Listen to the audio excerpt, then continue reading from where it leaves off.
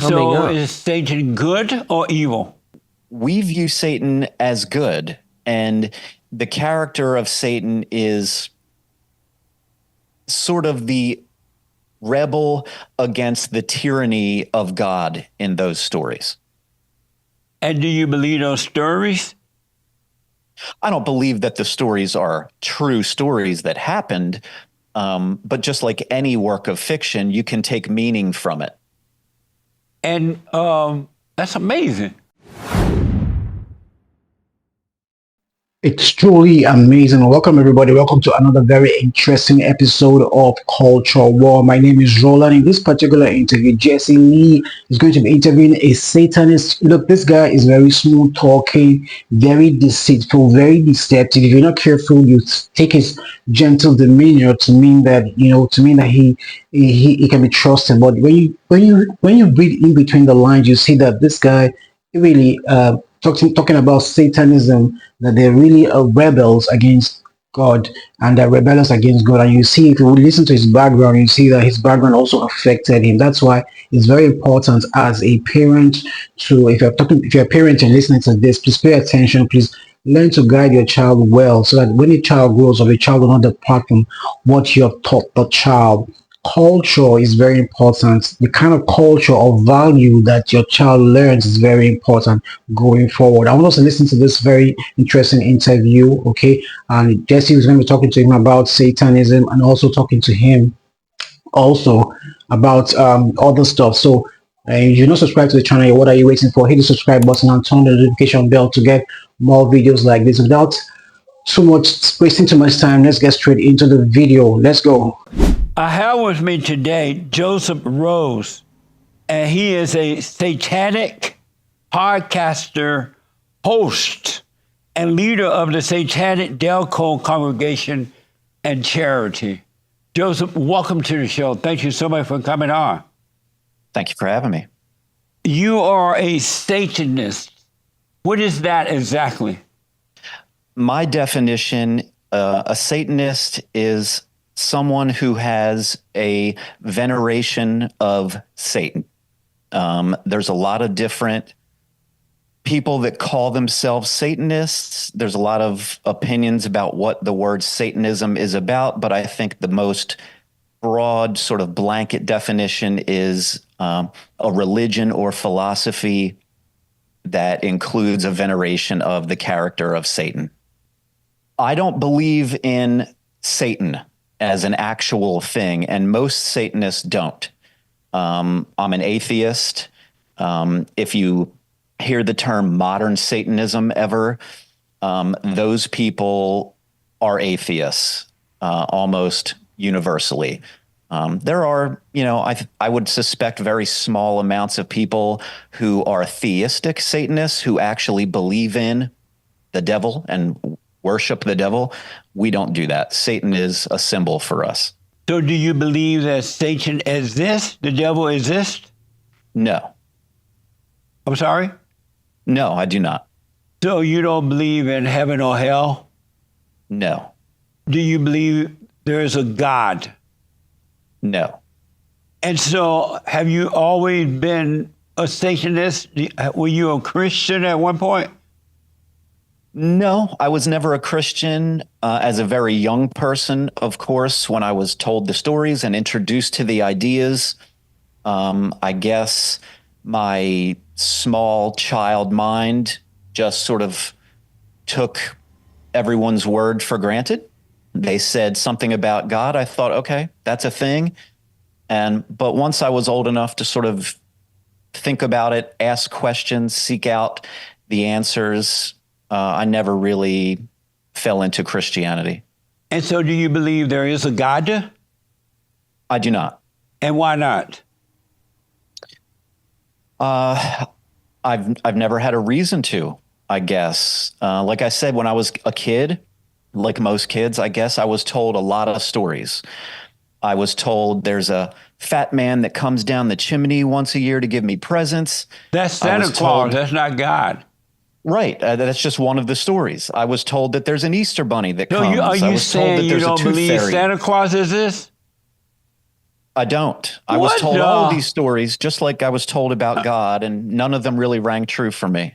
Really? And so if you don't believe there is a God, who created you? Who created me?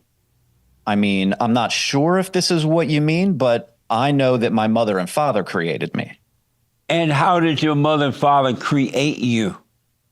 I suspect that in 1977 they were having sex. Right, so they had sex. And as a Yeah. result, you came about. The only thing that happened then, your father put the bread in the oven and you came about. So I'm a little confused because I don't understand. I don't understand why you call yourself a Satanist, and yet you say you're not a Satanist. You are an atheist, right? Yes, I So am why an not? atheist. Go ahead. Why not just how call can yourself I, an atheist? Why you have to call yourself evil? I don't find it to be evil, and I don't support evil. I don't enjoy evil. I don't do evil. And I've found that most Satanists do not. Um, that's not really, it doesn't really have anything to do with being a Satanist. Really? And so I'm black and slow, right? You know how black people are, right? I'm black and slow. Explain to me why you came up with the title, the identity as Satan. Where'd you get that from?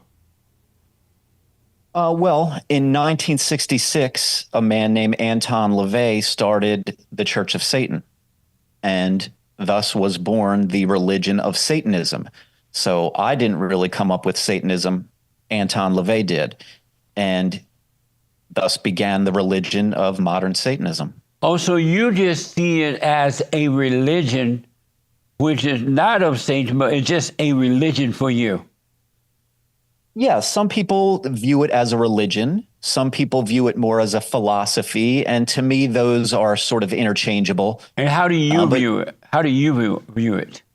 really, there's little difference in the terms to me. You know, if it's my life philosophy, my moral code, my religion, they all sort of feel the same to me. And so, and again, I'm black and slow, but it is to you, it's a religion or philosophy. Truly, it's either. But yeah, I use the word religion. Yeah. Oh, okay. And what is the purpose of it? If it's not to worship Satan, what is the purpose of it for you? For me, and I think for most people, religion serves, whatever your religion serves to enhance your life. It gives you all of the things that we want religion to give us. In my case, it gives me community, and it gives me a way to express my morals and feelings about the world. And what are your morals? Well, that's a really broad question, you know. But like you were asking earlier about supporting evil or anything like that, and like I said, that's just not part of it. I think Satanists, I can speak for myself. You know, I view myself as a good person. I try to do the right thing. It doesn't really have anything to do with evil. And give me examples of what you study in the Satanic Bible. What do y'all talk about? What do you read in it? Anton LaVey, his satanic philosophy in a lot of ways was a real direct rebellion against Christianity. He leaned really hard in being just sort of anti-Christianity sometimes.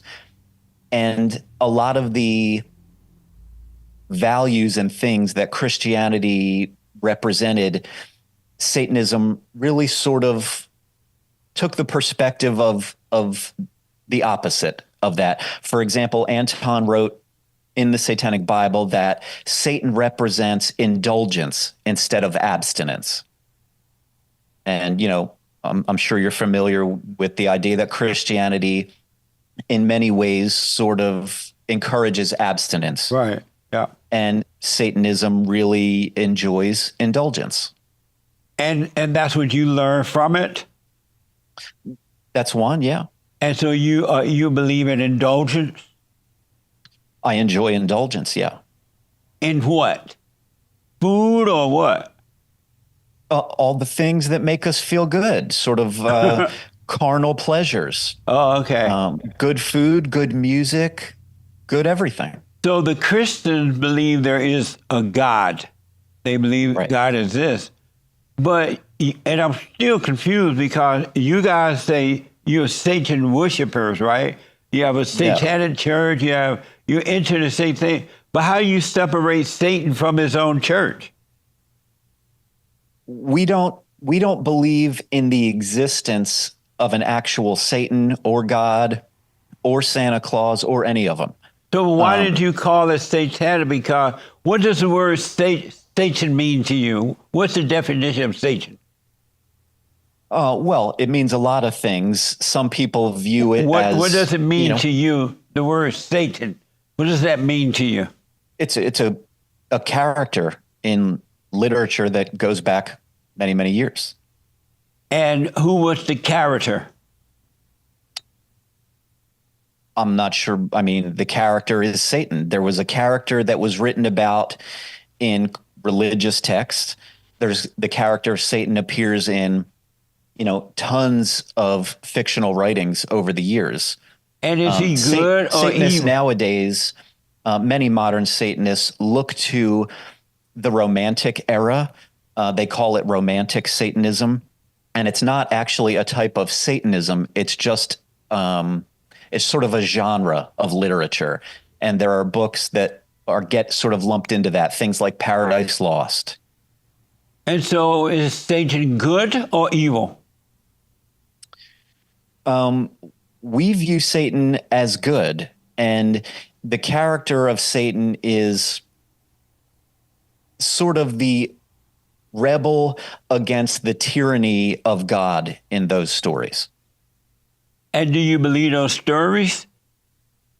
I don't believe that the stories are true stories that happened, but just like any work of fiction, you can take meaning from it. And that's amazing. Where do you get your morals from? They just, they develop based on the world that you live in, the people that you're surrounded by, and the experiences that you have, and the way you interact with the world and everyone in it. You start to develop your own sense of what feels right and what feels wrong, and how other people's behavior makes you feel.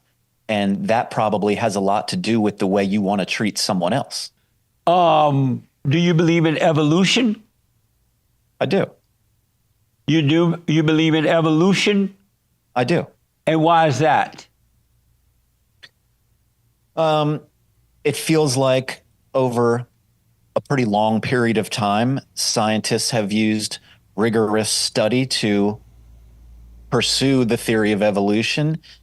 And that seems to be the one we're going with right now. And you believe in that? It seems believable.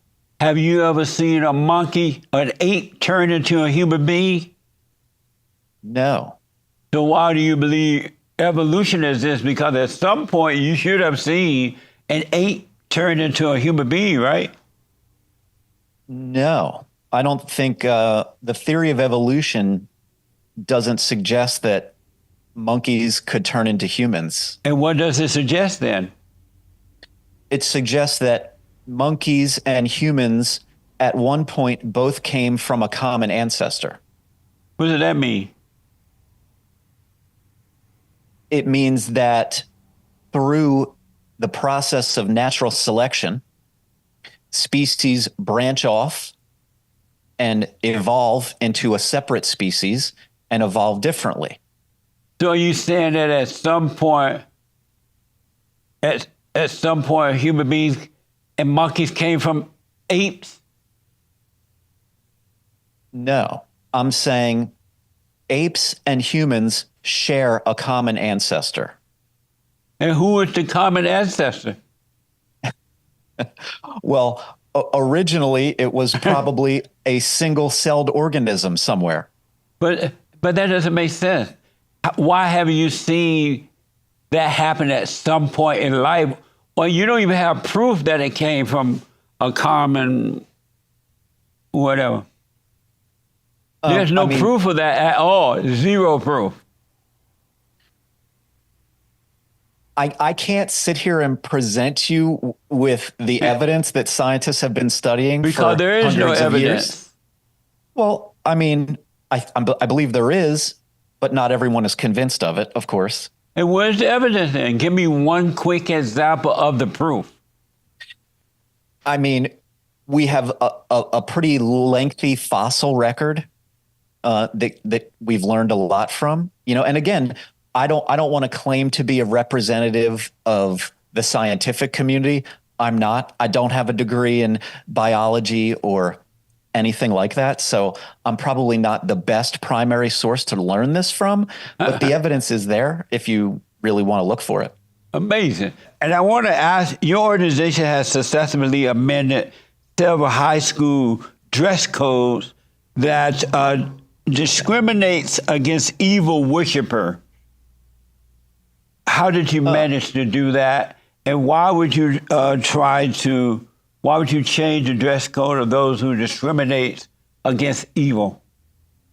It might not sound like a big difference, but I do want to point out that these issues with the school districts and the dress codes, those were sort of a personal project of mine. It wasn't really a group effort. It wasn't part of Satanism, I guess, exactly. It was a sort of a pet project of mine. And the reason I did it is that it came to my attention that these school districts, 2 of them, had dress codes that discriminated against one particular religion. And that was evil. Well, it was Satanism. Right, which is evil. Well, they didn't have a ban on things that were evil. They had a ban specifically on one religion. You could wear or, represent other evil things. You could wear a shirt with a knife on it, maybe, but you couldn't wear a shirt that had anything to do with Satanism. And I found that to be wrong because I'm a big proponent of the First Amendment, free speech, free expression, all of that stuff. And so for a public school to discriminate against only one religion, regardless of what religion it is wrong. And so if you don't believe that evil exists, why was it important to you to go to those schools and make a fuss about it? You didn't believe evil existed. They do. Why did it bother you since you don't believe it even exists? No one was, not me or the school districts, was discussing evil. Evil was never even mentioned. It was never written or spoken by either side. There was no involvement of evil. Evil is a subjective term. Some people think certain things are evil. Some people think those things are good. In this case, the public schools were allowing the religious expression generally, but they were singling out, one particular religion. And if that religion were Buddhism, it would still be a problem. But they were not singling it out. They just were not promoting it. No, it was specifically banned. But they were not promoting it, though. They were banning it. Meaning what? Meaning you were not allowed to wear anything that expressed Satanism in any way. Was this a religious school or public school? Public school. And so they told the kids don't wear anything that has a symbol of Satan. Correct. And who told you that they told the kids that? It was written in their dress code. Amazing. And so what good that they do for you to change that rule? What good did it do for me? Yes. I mean, I guess it didn't do me specifically very much good.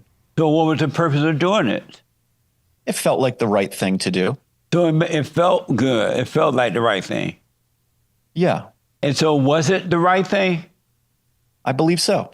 And what good came from that? Now, these public school districts' dress codes are in line with the First Amendment of our Constitution. And that makes you happy now? I like it. Amazing. And so your son, is he a little Satan too? He's not. My son is completely unaware of religion. How old is he? He's 17 and he has autism, Oh. and religion, one way or the other, is not a concept that is really on his radar at all. That's amazing. Do you believe that they should ban the Bible in the schools as well? Should they ban the Bible in schools? Should they ban the Bible? Should the Bible be banned in schools? No. So why don't you fight to get the Bibles back? I mean, I think a Bible being available in the library of a public school is fine. I think teaching a religion in public schools is wrong. And so why don't you fight to get the Bible into the library? I mean, is it not in the library? I don't know at this point. I doubt it, but I don't know for sure. If there's one book that there is no shortage of in the United States, it is the Bible. Well, I don't know if they're allowed to put them in. Things are so bad in the public schools now, but I don't know if they're allowed to even have them in the library. I have to check on it now that we've discussed it. So let me ask, when you do your Hail Satan at church, at your Bible church thing, when you guys are lifting up hands and Hail Satan, who are you doing the Hail Satan to if you don't believe Satan exists? When we are together and doing our big Hail Satans like we like to do sometimes, it's all about us. Very often, if you spend any time around, Satanism, one way or the other, you'll surely see the phrase "hail yourself" or "hail thyself," and that's really what it's all about. When we hail Satan, we're celebrating the ideas that make up our Satanism. Those are the things that feel good to us.